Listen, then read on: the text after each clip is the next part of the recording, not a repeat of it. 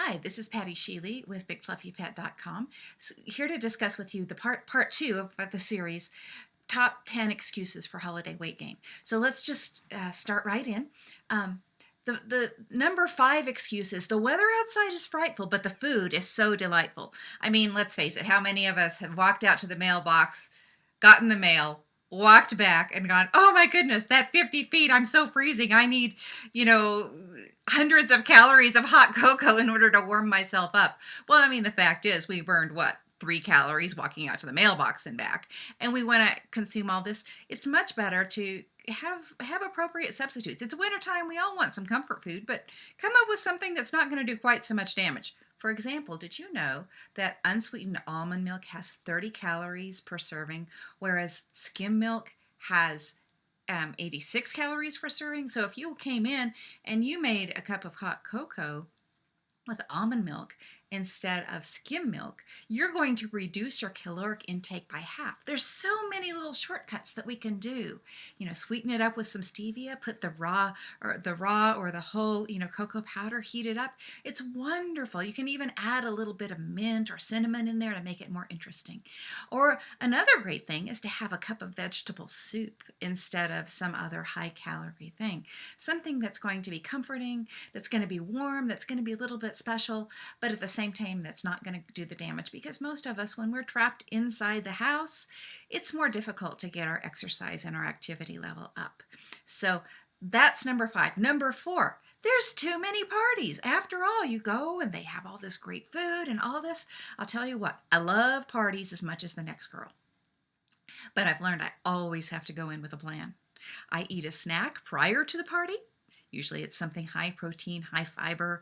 I always go hydrated. I go with having drank some water. And then I make a conscious choice before the party. I'm like, okay, do I want to enjoy a glass of eggnog? Or do I want to enjoy Mrs. Smith's amazing fudge that she makes every year? Or what do I want to do? And I fill most of my plate at the party with vegetables. Hopefully they're available without a whole lot of dip. You got to leave off the dip. I'm sorry, guys, or it doesn't work. And then I'll allow myself 25% of the plate of that amazing fudge, or some of that cheese log, or whatever it might be. Or I might decide I want the eggnog. But if I have the cheese log or the fudge, I don't drink my calories. I don't mind if walking around with sparkling water, with a cup of tea, with a cup of coffee, whatever. But I make a decision prior to the event of picking my battle there, of going, you know what? I walked in with a plan, and even if I don't meet it 100%, at least I went in with a strategy that would hopefully help. Number 3, top 10 reason why on the top 10 list of excuses for holiday weight gain is it's tradition. Everyone will be disappointed if we don't follow the tradition. Well, guess what? Throughout history, traditions have changed. 200 years ago, at the very beginning of this country, people commonly did not necessarily exchange birthday gifts because they just couldn't afford it.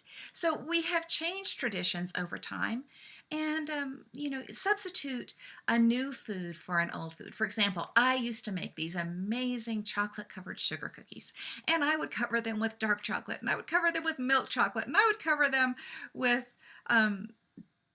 caramel, and I would cover them with melted peanut butter chips. I had all these different things that I would cover my sugar cookies with. And a few years ago, I decided, you know what?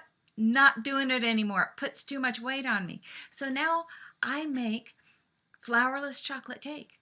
It's a little bit fudgy, it's sweet, it's decadent, it's amazing. It fills that need in a way that the sugary things didn't, and yet it still has a little bit of sugar in it. So find new traditions. It might be, substituting that really, really high-fat cheese log with, some kind of new nut that's not as processed, not as addictive. There's so many things that we can do to substitute our old traditions for new ones and include our family in that. Might be great to bring your family into say, okay, how are we going to make our holiday season festive without without gaining a lot of weight? So number 2 excuse for holiday weight gain is that Christmas just isn't Christmas unless I eat an entire sleigh load of junk food. Well, let's think about this. What really does make Christmas Christmas? Because I've read the Bible story a lot of times, and I've missed the part about eggnog and fudge and Christmas cookies. I just don't think that those were in that stable when Christ was born. So if we say Christmas isn't Christmas without something that is harmful to our bodies, um, where are our priorities really? It might be a good idea to reevaluate that. And the number one reason, or excuse rather, for holiday weight gain is we kind of on some level have decided it's more important to look like Santa than to be like Jesus. This is Patty Sheely at Big Fluffy Fat, hoping you have a blessed, safe, and healthy holiday season.